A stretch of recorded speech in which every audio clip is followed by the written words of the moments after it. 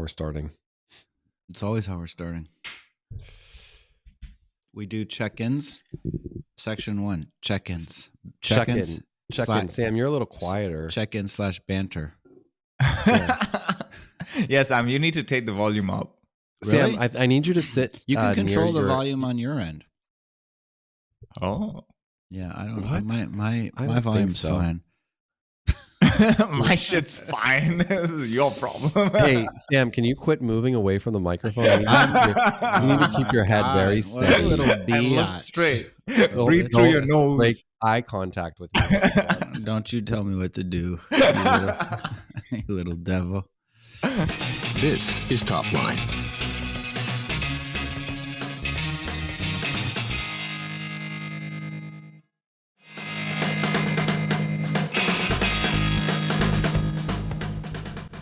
Today's episode is brought to you by 6 Sense. 6 Sense Revenue AI eliminates guesswork and arms your revenue team with the data and visibility it needs to create and convert high-quality pipeline into revenue.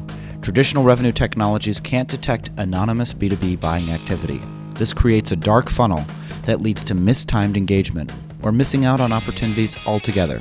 6 Sense Revenue AI eliminates hidden buyer behavior in the dark funnel while enhancing the technologies you already use. You'll capture every revenue moment and deliver more predictable revenue. Find out more at 6sense.com. All right. How is everybody? Good. I'm doing well. Test, I was test. in You can Houston hear me, for right? 20. What's that? You can hear me, right? Yeah, I gotcha. Got you loud and clear. I was in Houston for 24 hours, which was a Fast and Furious. I helped JR. We've talked about John Reale, my early stage investor. He teaches a class at Rice Business School. So it was called Venture Capital. Went down there and taught about the 9 lessons from 9 fundraising rounds in 9 years. Wow. I know. So much fundraising. What was the top lesson?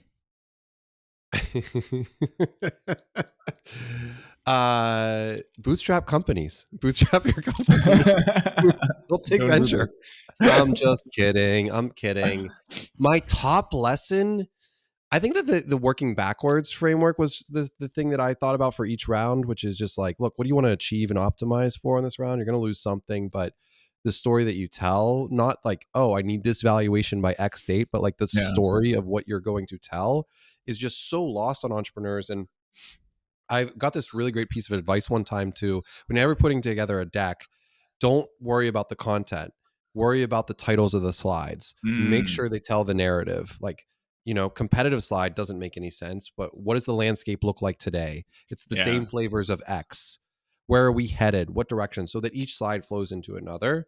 And then you can worry about the content. So it's more about the narrative and the voiceover of the round than it is just like, here's who we are. We're the founders. Yay. AJ, when did you get good at that storytelling? Like, was it just natural to you, a sales guy? You know I'm how a to tell born stories? storyteller, Asid. I'm You're a a good born storyteller. storyteller. I think the learned aspect of it is how do you communicate with each different type of investor. A seed investor is going to be very different than a growth equity investor. And what are they thinking about? What I got really good at storytelling is when I was better able to empathize and then articulate with clarity to that person so that there wasn't a lot of wasted time or wasted streams of work. And did that just develop over time and through repetitions, like you just did more and more and got better with it? I got told no many, many times over the years. That's what happened there. I would say that I got really excited about the game at first of closing a deal. Like we're a sales leader, and then a fundraising event is just another sell. Yeah, you're selling a part of your company. And I got really excited about those, the art of the sale, the art of the deal, if you will. And so that kind of like transpired that each one was its own learning and own opportunity. And there was a one of our raises I called the strategic bridge round to the Series A. And JR was like, that wasn't what it was called. I was like, I don't know. It's what it sounds. That's what the narrative we told. We got HubSpot Ventures into the round. We needed a lead. You were willing to step up to that lead. And that's how we got HubSpot Ventures into it. There was the preempt that we went through in our Series B. There was the traditional raise with Insight, and we talked about David Scott last week. Yeah. So a lot of really lessons. One of the cool things so it was a group of like 50 students, and I had them like ask entrepreneurs, invest, who's going to be a future investor, who's going to be an entrepreneur, who's working for startups right now, so on and so forth. And I was genuinely surprised that 2/3 of the class raised their hand when I asked about who's going to be a founder. Oh, wow. I thought everyone was going to be an investor. I thought everyone was going to be like Really? investor. Yeah. So we used to run Canada's largest national student competition called the Great Canadian Sales Competition. So at the time, there was no sales in any business course. And so we wanted to introduce sales as a skill set and as a career path to people. And we won 80 different campuses, thousands of people took part. So it was actually something that worked really well. And we would go to these classes and ask people how many people want to be entrepreneurs. And it was 50% at the time. Like half the class would always put up their hands. And the funny thing was, we were going to non-business classes as well. So we would go to people that were studying STEM. And we felt that sales as a skill set was still necessary for them to figure out. And even there, it was 50% wanted to go and start a business. Yeah.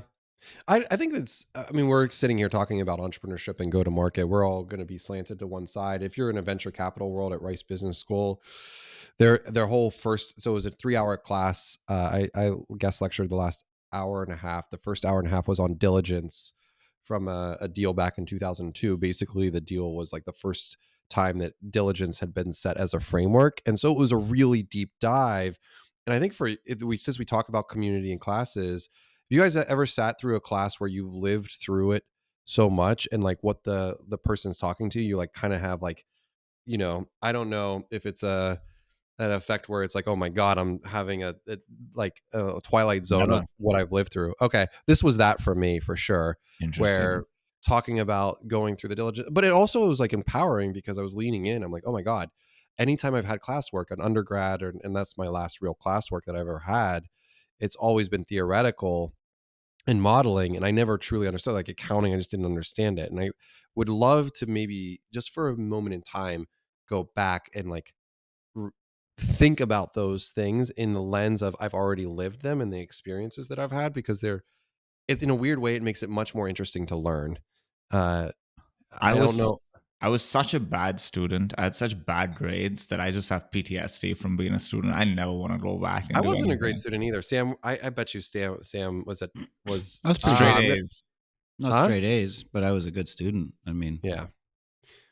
Sam strikes me as a guy that was he was at the front of the room, like just he's asking all the where questions. We're going what does that mean? What the hell, AJ? Backhanded compliment inbound.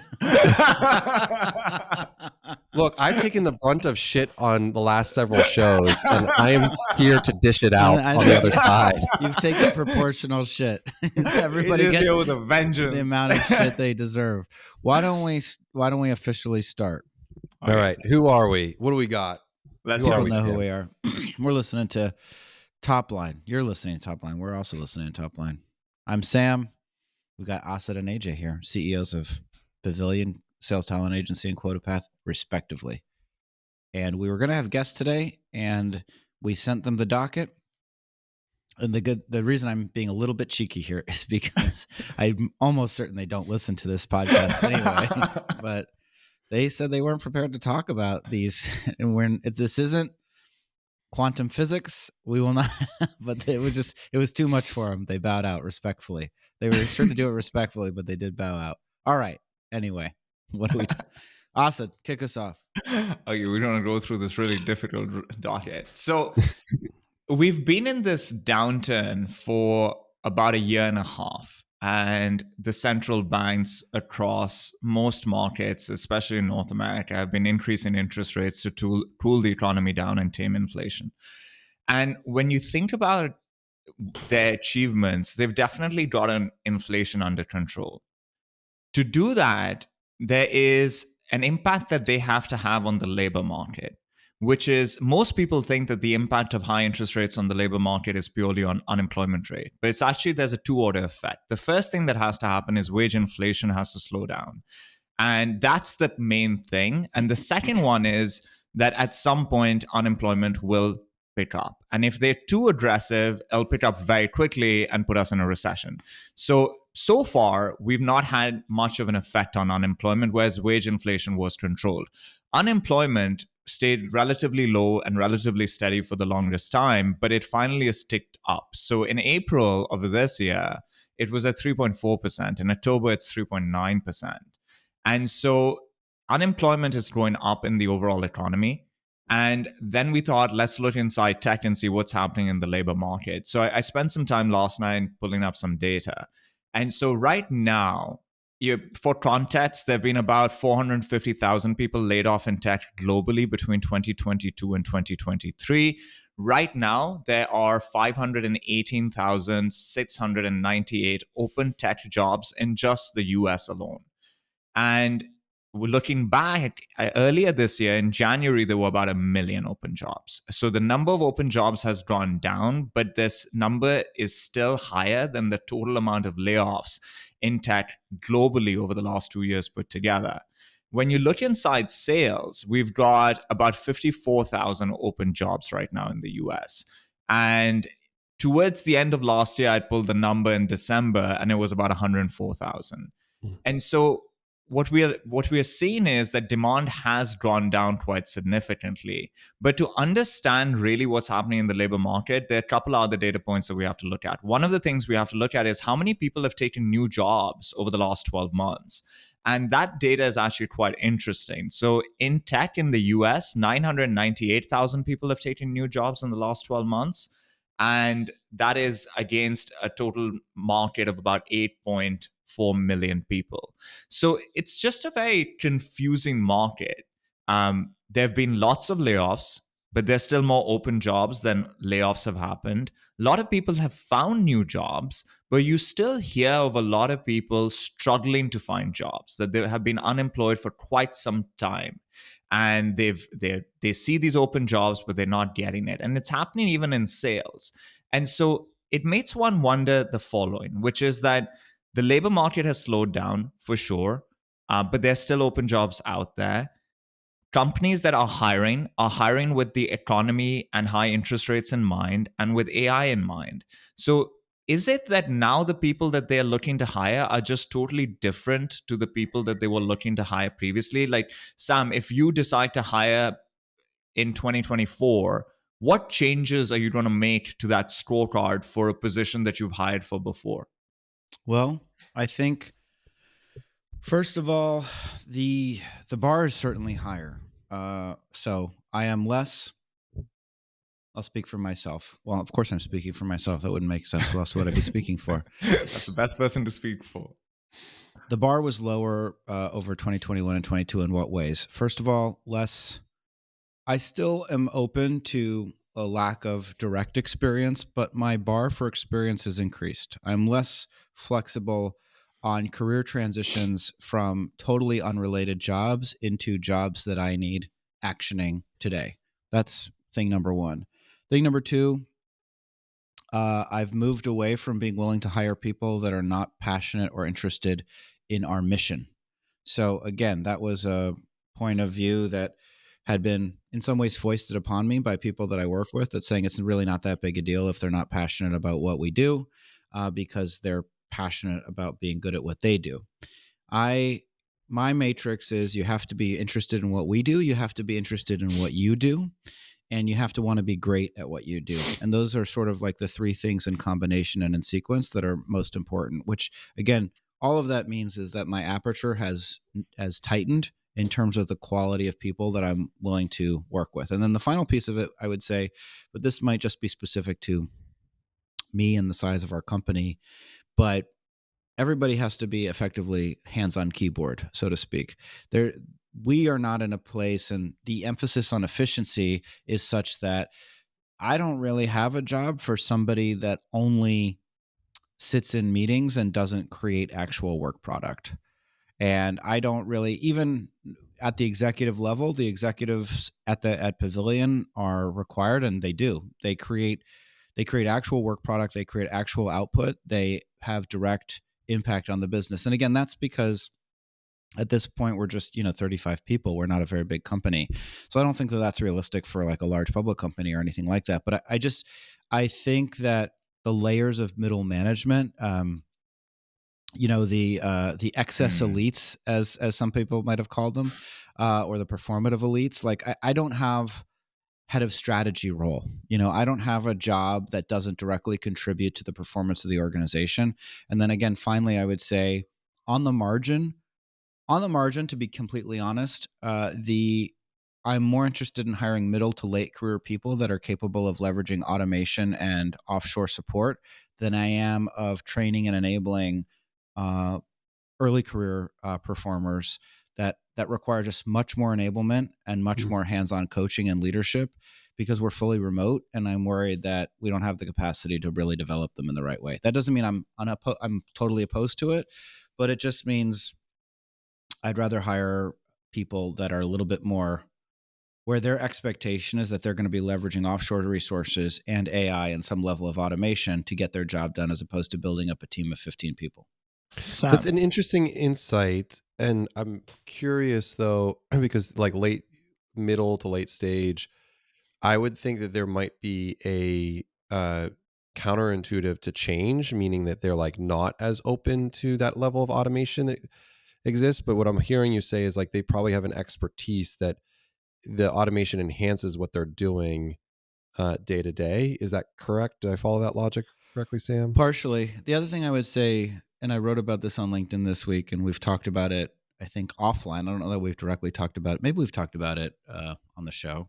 Is I'm just increasingly nervous about the quality of professional guidance and development that people that have only worked post COVID have Mm. received and that have Yeah, it's never tough. been in an office environment. And so the reason that I'm slightly more inclined to hire people middle to later stages of their career, which, again, I'm talking about stages of career explicitly, not their age, because I'm sure someone could hear this and then try to get a lawsuit or something about reverse age discrimination. But my point is that I really am interested in working with people where I'm not questioning their point of view on what a workday looks like and what the level of Mm. what their level of autonomy is and how much direct oversight they need. I'd rather work with people that I trust to be more mature and to treat work with a little bit more serious than some of the way, which, by the way, there's a little bit of a judgment in here, but it's not intended to be overly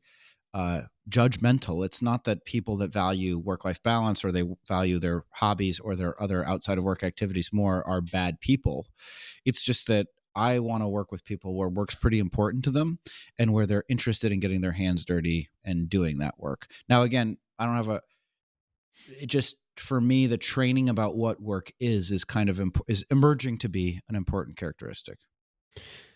Fascinating on that point of view, and I agree. We've talked a lot about that challenge in the workplace with the current generation coming into it. There is an equivalent to this that has existed since the pandemic that is talked about, but there's been no solutions to this, which is you were a toddler, 3 to 5 years old. You were maybe in kindergarten and you got taken out of school or whatever, or maybe you didn't even go to school at all. And then my wife has had to deal with, as a childcare owner, kids that are developmentally delayed in a massive way, starting pre-K or started never having interacted with a single other child until they're 4 years old, Wild. and that's caused a lot of challenges. But the world like talks about it, but there's been no actual solutions to that. And I wonder, because of the capitalism commercial piece to this of like business and productivity, are there actual solutions that are like need to be made? And you can say like, well, Pavilion is a good example of one, but like that's that's not siloed, but that's operating in a way where it's, yes, it can be helpful in the professional development, but your point is actually super valid, Sam. It's like, yeah, those are for people that are curious or that want to actually learn and grow. There's a whole handful of host of people that are earlier in their career and like have, you know, they've, the only way they've communicated with people is through TikTok. Like that's their mode of communication. So what changes there or doesn't change, I suppose. I was looking into tenure last night, and the median tenure for a technology professional in the US is now 1.6 years. And in sales in the US, it's 1.4 years. And if you really think about that group that you guys are talking about, people that started their careers right before or during the pandemic, they have seen such a topsy-turvy market where there were layoffs, then there was a boom, then there are layoffs and a downturn again. And obviously that shows up in these tenure numbers. But I think one thing that I'm realizing is that some of their bad habits were built when candidates had the most leverage in the market. There's this tug of war between employers and employees. And when the market is very hot and the demand for talent greatly outweighs supply, I think employees have that leverage and they're able to ask for the kitchen sink and get it. And I think right now, employers have gained back some leverage. And so maybe some of those lessons are going to be learned by going through this downturn. Because the downturn's hard, right? Like you don't hit numbers, achievements are not easy anymore, and you're like, oh shit, I got to push myself a bit harder to achieve things in this market. It's not just landing in my lap, and there's job insecurity, and it's like, how do I make myself feel more secure? I'm going to give a little bit extra at work. I'm going to make sure the leaders understand I'm giving it my best. Like maybe the downturn will teach some of those lessons. What do you guys think about that? I'm skeptical. No, I don't mean it. I was just, as you were talking, Asad, I was trying to reflect on like over the last 100 years when work conditions after improving, because again, like having candidates in control ostensibly would mean lower requirements, more flexibility, more do whatever you want, more autonomy during the day. When have they shifted back when the economy has tightened? And Keynes always says wages are sticky in the downward direction. It's just like way easier to raise wages than it is to lower them. And having had some of these interactions over the past year, I feel like I just feel like some of this is almost like plaque. It's like hardened in the terms of what their expectations are about what you're allowed to do during the workday, how much work is too much, how much work is not enough, what burnout is, who gets to define burnout. And again, I don't mean it necessarily in a like, because I'm guilty of it too, I guess but let me just, instead of pointing fingers at other people, let me say that we used to have those daily huddles at 8:47, and we used to stay till 7 or 8. And I was even talking to my friend Michael Ingram, and he was talking about the early days of ZocDoc, and they would order, Seamless at 8:30 p.m. and they would be there. And that was like 2 more hours to go in terms of the work that they were doing. And ZocDoc was, super, super intense, 15 years ago or whenever it was coming of age in New York City. And I just don't know that. Maybe there's a couple companies where that culture is, but even if the analysts at Goldman Sachs are rebelling, I don't know that it's ever going back, and I know, and it's like cajoling people to get back into the office for 2 days a week feels like, I just think fundamentally what I think is that it's creating an opportunity for offshore resources and AI to fill the gap, as opposed to mandating that people, work till 7 when they were clocking off at 5. Yeah. The original question that you posed, Asad, of scorecard is a really fascinating one we haven't really talked about on the show. A lot of these other things we have discussed, but when we do go back and hire and we are looking for folks, what is changing? What is our mindset? And where are we going to have a short-term memory when it comes to it? And like the economy comes potentially roaring back. I don't know if that's true. And we're all going into growth phase again in 2021, potentially. And do we history repeats itself. But as a part of this class conversation, I was talking about the early days of hiring at Trendkite for sales reps. And first off, for the first 170 folks, I was involved in every single hire. A founder talked to every single person that came in the door at 170. It was really important. That mission piece that Sam talked about, totally 100% agree with it. And to that point, for the sales team, on the phone screens that I was having, we had just closed First Solar as a first one of our customers, and I think Elon Musk. I know Elon Musk was was either Solar City or First Solar was on the board of it. This is 2013, 14. So put yourself in the shoes of back then. So First Solar comes on, and Trendkite was a PR attribution tool. So we helped companies with like figuring out what the news. It was very current events. And when I talked to these folks, they were in their mid 20s. Sometimes they were like an SDR and they were getting into the close. They wanted to be an AE. And I would say, okay, this is one of our customers. This is the type of customer that you're going to deal with. Elon Musk just joined the board. Do you know who Elon Musk is? So in 2014, what percentage of 25-year-olds do you think knew who Elon Musk was? 2015. 2014, 2015, yeah. Probably like 10%. Yeah, a little bit higher, 25, 30%. Yeah. And then I would ask a follow-up question. If they didn't, I would say, okay, well, he's the CEO of both SpaceX and Tesla. Do you know either of those companies? What do you think the percentage was? Oof. Tesla at least like 60%. It was 75% is I'm the close answer. enough. I'm in the range. Yeah, so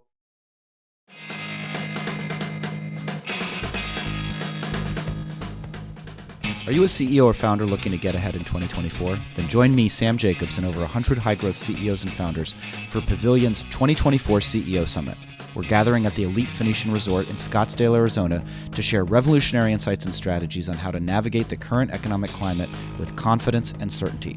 At Pavilion CEO Summit 2024, expect expert-led education sessions, hands-on workshops, and exclusive networking opportunities with fellow CEOs and founders from around the world, including the team from Topline, me, Asad, and AJ. Buy your ticket at joinpavilion.com/CEO Summit and use the code TOPLINE for 20% off. That's joinpavilion.com/CEO Summit and use the code TOPLINE for 20% off. I hope to see you there. What does that mean? Do you, AJ, if they knew who the companies were, but they didn't know who Elon was? So if they didn't know who Elon was, and Elon was not Elon at the time, they had the Roadster out. He is not the character he is today. I gave them a pass for that, but if they didn't know Tesla or SpaceX, I would politely end the conversation. I said, "Hey, I don't think I don't think QuotaPath. I don't think Trendkite's a good fit for you.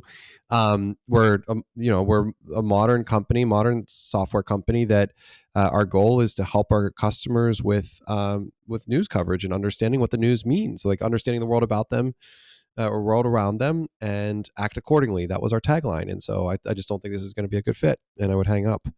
And I took that very seriously. And at the time, I took all these calls on the floor as well, by the way, because like the sales team's on the floor and I'm like making noise with them. Yeah. And so I also wanted the person on the other line, the candidate, to hear just the noise and the cadence that they were about to go into. And you wanted your team that. to also see that the bar is high to be Yeah, here. So you've qualified, exactly. but keep it up because Yeah. So the funny story about that is like my team made fun of me for this whole thing. And so like when LinkedIn, remember when LinkedIn, like not badges, but the LinkedIn, like that you could like upvote people for like, oh, you're really good at software. Yeah. Good job, entrepreneurship. Well, this just came out and it was like a gamification thing. And one of my sales managers, Justin Papermaster, got the whole entire team to upvote me for recruitment. So I had like recruitment as like my number one stat and skill. That's what it was, LinkedIn skills, for like years on end. And I think it still is my number one skill as a number one recruiter. And I like took that in a negative way at the time for some reason. And now I'm like, shit, here I am, Asad. Look at me. Building great teams. Going back to that competition, one of the slides we would have up there is all the sponsors. And we had about 25 sponsors, some of the leading companies in the world, from Google to Shopify to IBM, and then a bunch of companies that were pure B2B companies. And so we would ask people, how many of these logos do you recognize? And these are third and fourth year students or taking business courses in some of the best universities in the country and some of the mid-tier universities as well. And across the board, the names that they would recognize were those that had a consumer arm to them. And so Tesla would be a recognizable name. Google and Amazon is recognizable because these are consumer facing brands. The B2B companies they wouldn't recognize. And really what you learn over there is that when these people are going through university, they're taught about really a handful of companies. And those Mm. companies are the big consulting firms, the big accounting firms, the big CPG companies, the big banks. And every student comes out with a resume that looks like their peer and goes and lines up behind those same doors. And they kind of talk about the same things and position themselves in the same way. And a lot of them don't realize that there's this whole world, a much bigger world full of great options and opportunities out there that they aren't even aware of, that they're not applying for. The challenge for me in terms of what you were saying is that it shows the failure of universities and colleges to me when people are coming out and they don't know how to stay on top of the news. They don't know what's going on. They don't recognize these companies. That to me is a failure of the education system. And I see it over and over again. And it still is not much better. So, in terms of the scorecard, do you guys think that we all just got bad at hiring? The market was good. We were flush with revenue. We were growing. Capital was easy to raise. I don't think we were bad No. at hiring. I think our standards got lower. Yeah, basically. There's too many companies. There's too much money. There's not enough people. There's not enough good people. The quality, it's, they talk about venture capital. We've talked about it here. Venture capital being a boutique business. There's maybe a fixed number, or the number of great companies that are created every year isn't proportional to the amount of capital, meaning it doesn't scale with capital. And it's probably true of candidates as well. And I think that people got a little lazy. And I think for all of time, curious, motivated, passionate, energetic people have been rare. And lots of people needed lots of bodies, and they built headcount-driven hiring plans. And there was great inflation and price inflation. And I don't think that it's necessarily, which is a way of saying, sure, we got bad at hiring. We didn't feel we had a choice. We felt like we needed people, butts in seats in order to drive towards our goals. So we were hiring based on the market we were in. We got a little bit sloppy, but in that market, it kind of worked, right? Demand was easy to generate. So the type of salesperson you need might be from the top 20 or 30% of people out there versus the person you need right now is from the top 5 to 10%. So is it that some of our frustrations that we hear in the market and we've spoken about a lot are less generational and more a reflection of the fact that we hired a bunch of people for that type of a market, and in every generation there are people that don't work hard and they behave like it's barely their Mondays and all of that. And now our bars are higher, and if the bar is higher and we're giving it the right attention, we will find great people in every generation who give it their all, who want to build a great life, who go the extra mile. Like, it's not a generational thing. It's more a hiring related to our hiring strategies. When did we turn into our parents? Look at us sitting here complaining. This younger generation. I mean, you're right. It's not generational, but Asid, I think the big challenges here are that there are people in our businesses that we know work their asses off, that work really, really hard, that are just like driving. And the bigger problem that I see is that our standards are lowered because of what Sam said, and just the amount of, like, there just isn't, the demand and supply just didn't match each other.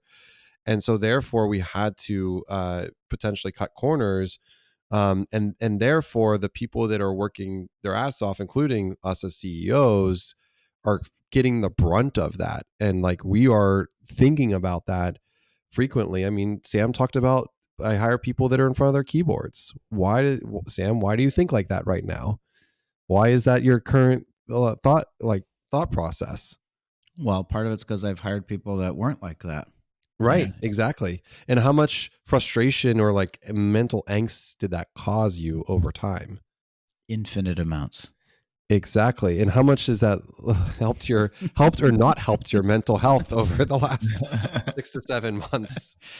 I think, one of the things we've all talked about is, if you have the opportunity to work with, I think one of the things that's really interesting as a CEO or as any kind of executive when you're heading into your one-on-ones is which one-on-ones are you excited? Which Yeah. meetings are you excited to go Yes. to?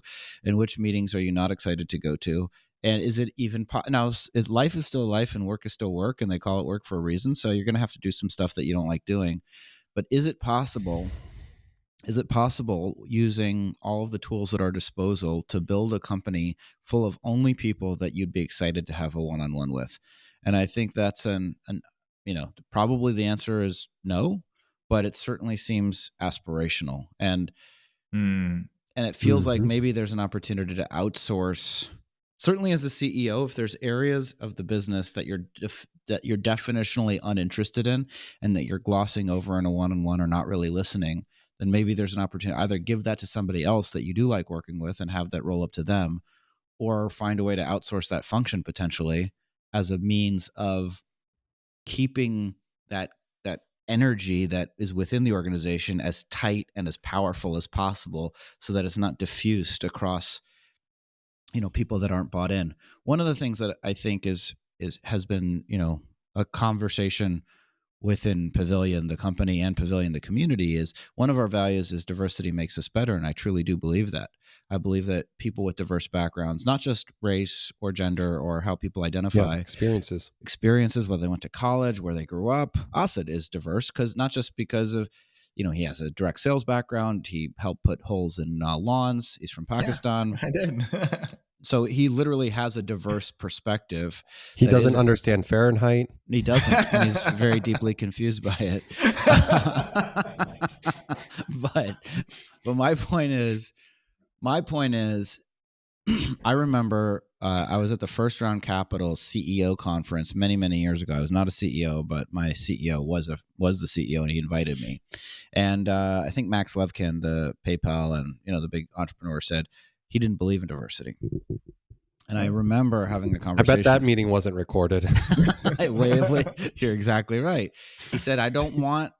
Some people are really emphatic about how great it is to have constructive tension within the organization and to have vigorous debate. And that's definitely true. At the same time, that there's certain tenets that you don't want diversity on.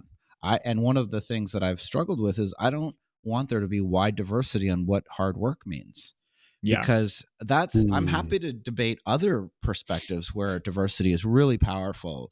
Marketing, messaging, how you might frame a certain value proposition, what what your products might be, all of that, where differing opinions with different experiences bring a different perspective to the table.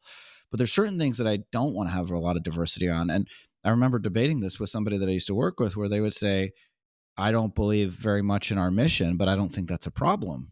And isn't that about diversity? And I thought, well, that's not the kind of diversity I'm looking for, to be honest with you. I don't care what you look like or where you're from or what you believe, but I do want you to believe in our mission. That seems to me to be pretty important to energizing you.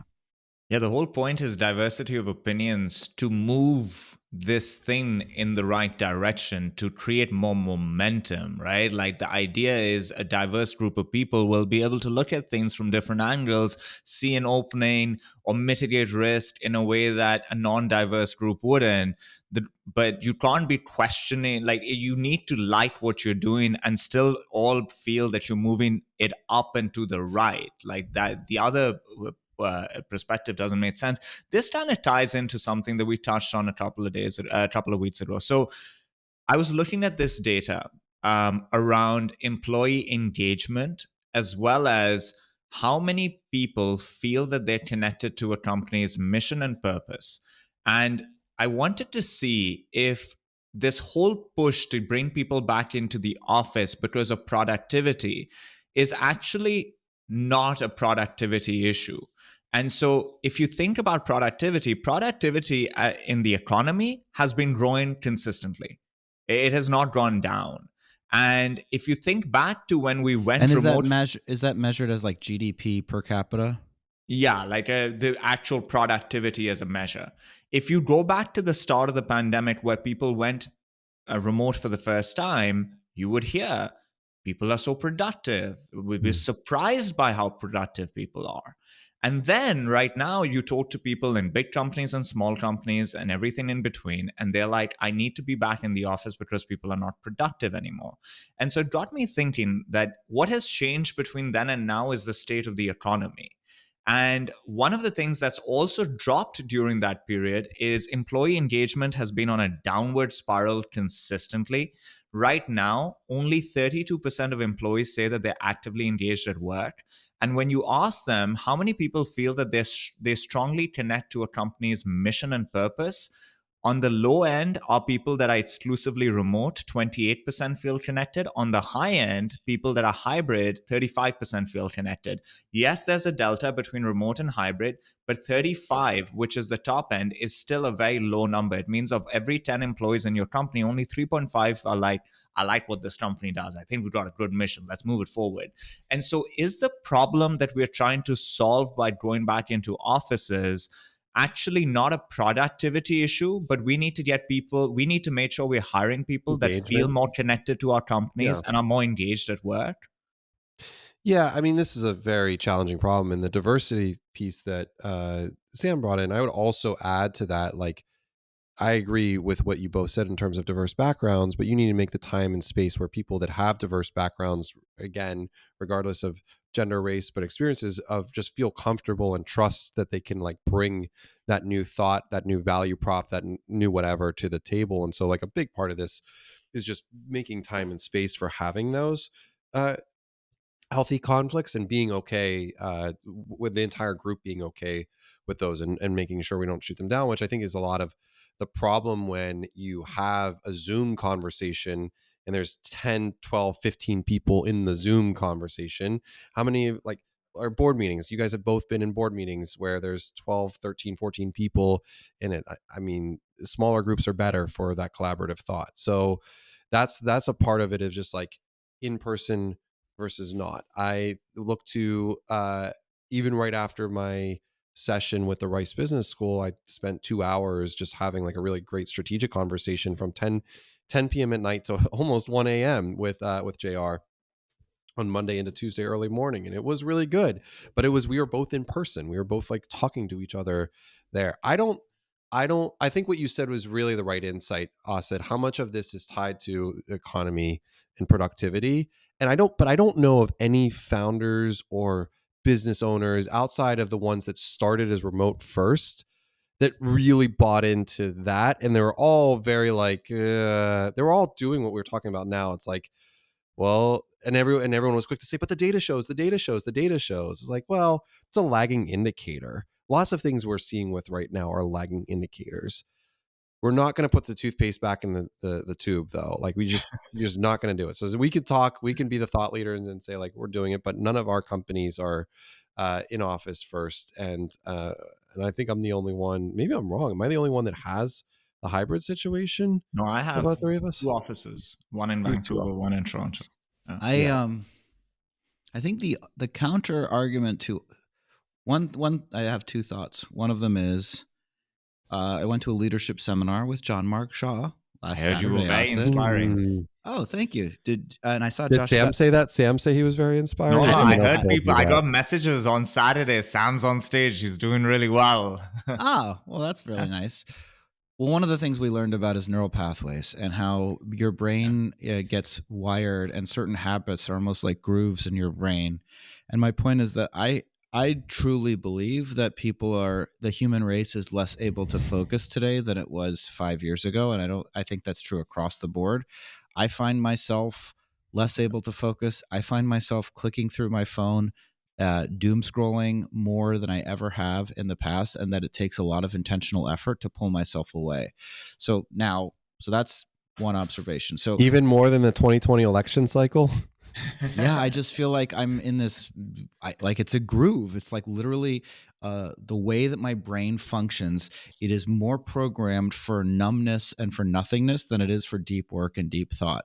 And That's fascinating. everything that I try That's to interesting. do, it takes a tremendous amount of work. It takes a tremendous amount of discipline and order in a way that it did not used to. I feel like my brain has atrophied over the last, and maybe that's old age. Maybe like my willpower has weakened, as maybe that's like a thing that happens as you get older. But that's one thing I think. And then the second thing I think is And at the same time, maybe the counter argument to all of this is, yeah, dude, we are not working as much and we're focused on having more fun and playing. And that's okay. Isn't that the point of technology?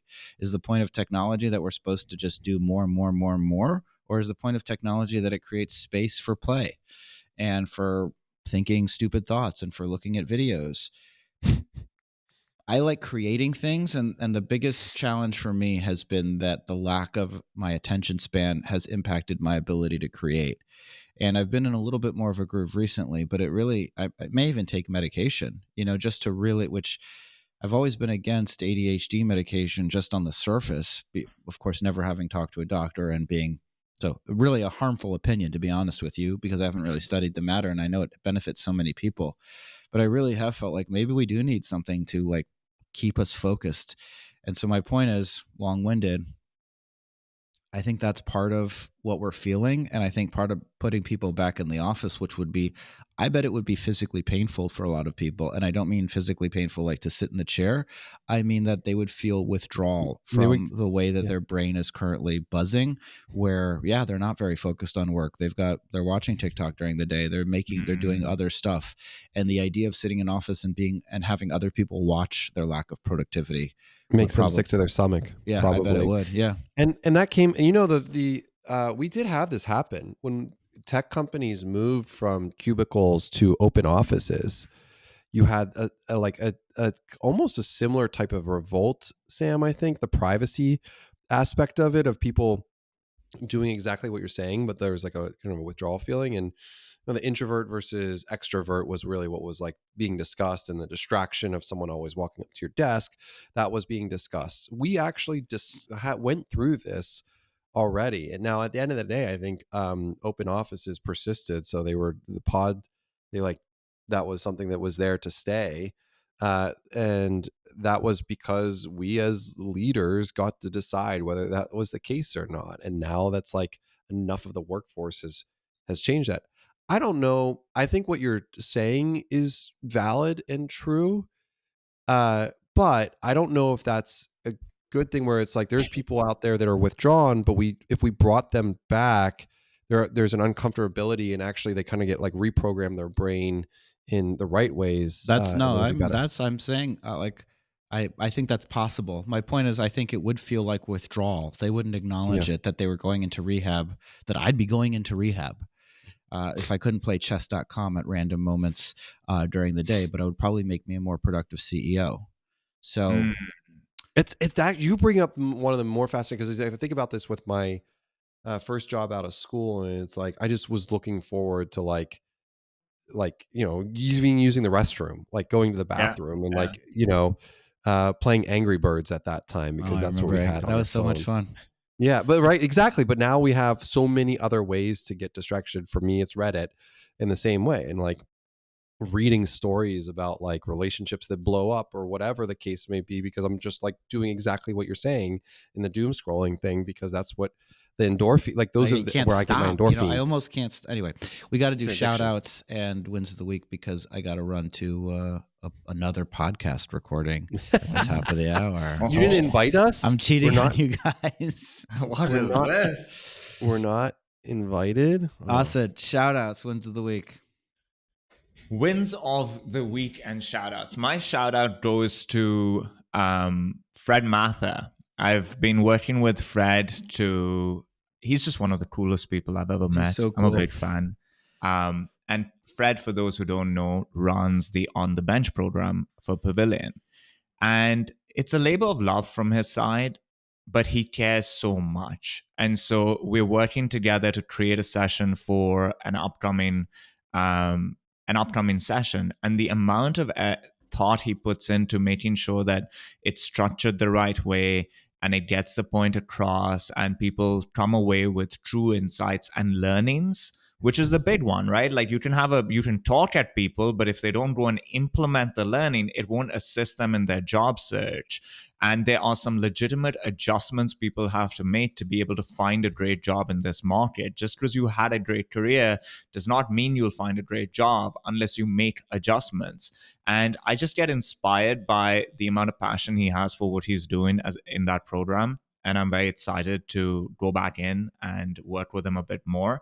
And so shout out to Fred, the coolest guy on earth, and also looks like Pierce Brosnan Yeah, and he's acts amazing. like James Bond. Yep, agreed. That's AJ? like James Bond. How do I get that tagline? I'm like you You got to work with what I God act gave white, you, brother. looks like Fred Flintstone, acts like Barney Rubble. Like that's what I Just get. you're perfect in God's eyes. You know, we're all perfect in God's eyes. Don't compare yourself. Appreciate that. Thank you, Austin, for appreciating that. My shout out is going to go to, I've given JR and John Reale a shout out before. I'm going to give Blair Guru a shout out, who was the co-lecturer of the Rice Business School. And, something that Blair said, which I kind of snickered at when he said it, but he did this great introduction for me. And he said, like, AJ's one of the founders, that he returned 1.5, I think it was 1.5 their fund at the time. What a compliment. That's wonderful. And So I was cool. like, so I was really just like, I thought about that, and it was a very heartfelt compliment. But at this time, I didn't really think anything of it. And I just want to shout out to Blair thank you for inviting me down there and having me a part of your lecture. I think that's great. I'll give a shout out to Kevin and Edward Chu, the co-founders, CEO, and COO of Catalyst, the customer success software. They ran the customer-led summit yesterday in New York. I just like that they go for it. They've got balls. They want to do great things. You can debate whether every single thing they do is great, but they are ambitious. And it's really cool to see people try to make a dent in the universe. It was a great event. And frankly, they're always great hype people for Pavilion. Every time I see them, they're talking about, you got to join Pavilion. If you're not a Pavilion, are you even a revenue leader? So I like that. Kevin and Sam, Edward, by the way, do you know appreciate how often I get called the CEO of Pavilion? It happened again today because I have founding member CEO Pavilion all the time. You're the CEO of Pavilion too?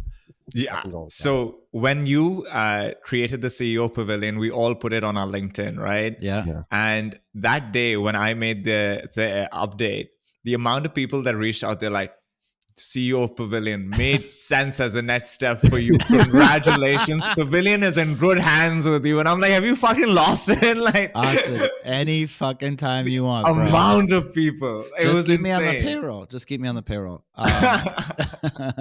For myself, Sam Jacobs, AJ Bruno, CEO QuotaPath, Austin Savant, CEO Sales Talent Agency. Thanks for listening, everybody. Give us 5 stars in the stores where you listen to your iTunes, where you listen to your podcasts. Buy our stuff.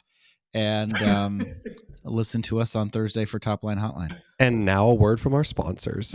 I think we can't do it if it's at the very end. I missed it's just going to have to be an abrupt insertion. Anyway, we'll talk to you on Thursday, everybody. Bye, everyone.